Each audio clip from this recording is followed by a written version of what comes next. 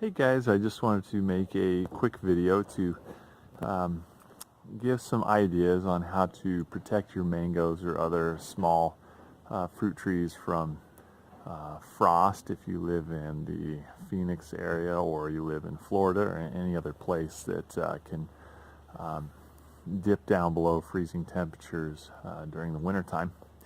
Anyways, there's lots of videos out there that show people covering their plants. So it is December 30th, and we got some freezing temperatures. So I just bought 2 mil plastic sheeting. I put up 4 stakes and just wrap that around the trees. I think if I wanted to reinforce this in the future, I could have put clear packing tape on here and then stapled it, and that would make it a whole lot stronger so it wouldn't tear from wind.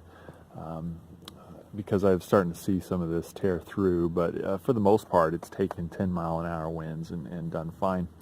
And I just took some old bed sheets, got permission from my wife to use these, and draped it over the top and clamped it, and that, you know, that provides a little bit of help and also helps it breathe in the heat. So right now it's in the 60s today, and it's, you know, it's still kind of cold out here, so I left this cover on so it kind of keep the heat in here. And if you look down inside, I can feel the warmth in here, so it feels quite nice. And down here I have two so there are 2 heat lamps that you would use for like heating a reptile enclosure. Say you emit long wave infrared radiation that keeps the plants warm, so even though there might be wind or something blowing, it's still able to warm the leaves and keep them going. And then there's also the convection type of heat that I think that's the right word, convection, where it moves up. So that's why I put these lights low so they can aim up, and that's worked really well.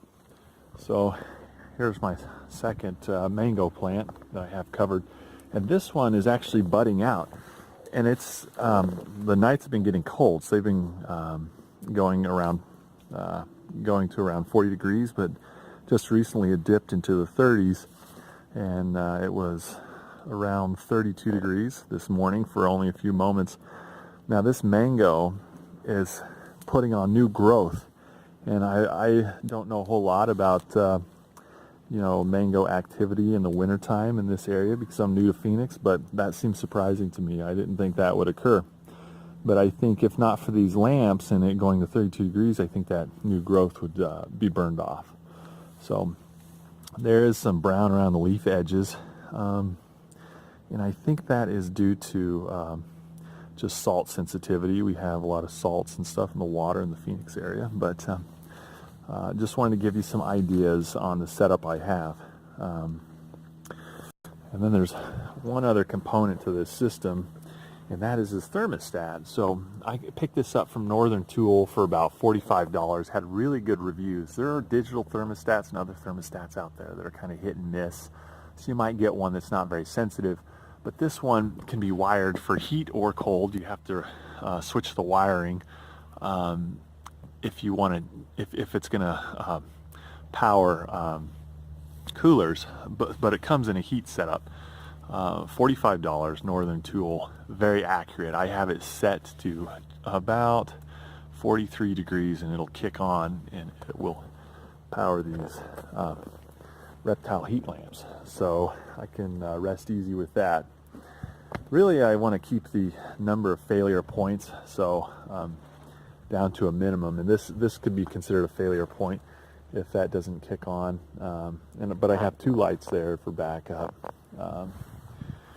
and then I just have it hooked to an extension cord running into the house.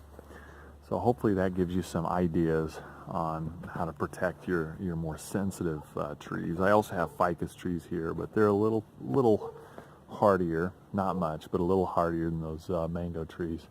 So I really want to keep those mangoes protected during these cold months. So hopefully that gives you some ideas, and thank you for watching.